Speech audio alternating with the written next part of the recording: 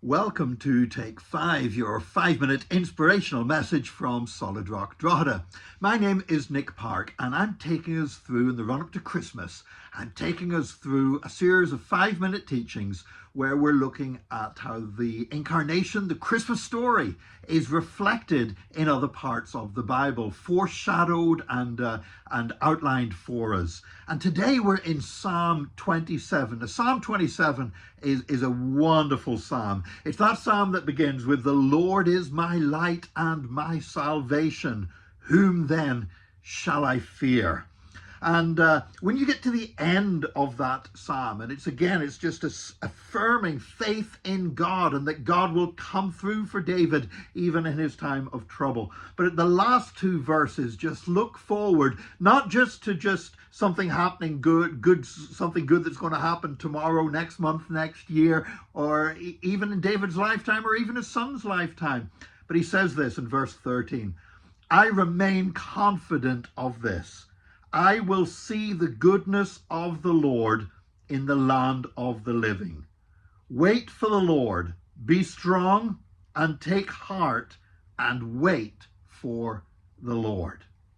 David said, "I will see the goodness of the Lord in the land of the living."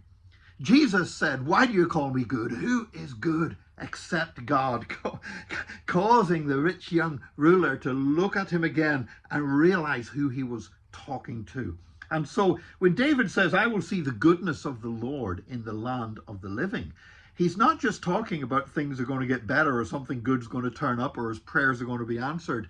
He's actually, whether he knew it or not, making a prophecy about the one who is himself the goodness of God, who would come in human flesh and stand in the land of the living, in this life, in human form. And then David says, "Wait for the Lord, be strong and take heart, and wait for the Lord."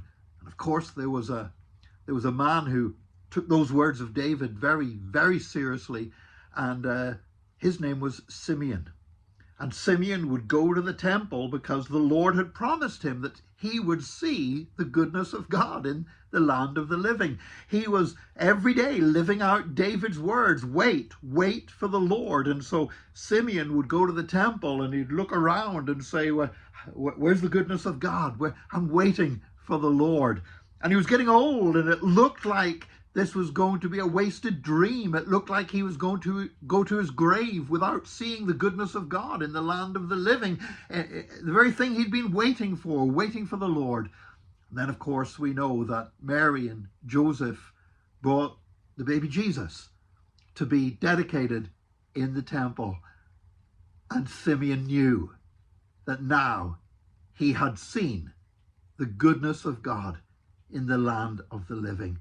He had waited for the Lord, and he prophesied over Jesus and he prayed over Jesus, because this was the fulfillment of what he had been waiting for. It was not just the fulfillment of what Simeon had been waiting for, but it was the fulfillment of those last two verses from Psalm 27.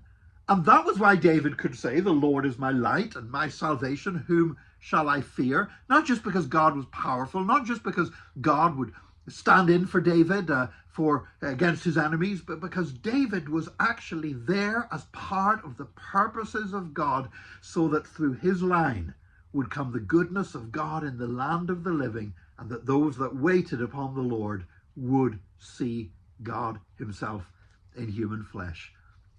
Christmas story in Psalm 27. Join us again next time for another Take 5, your 5-minute inspirational message from Solid Rock Drogheda.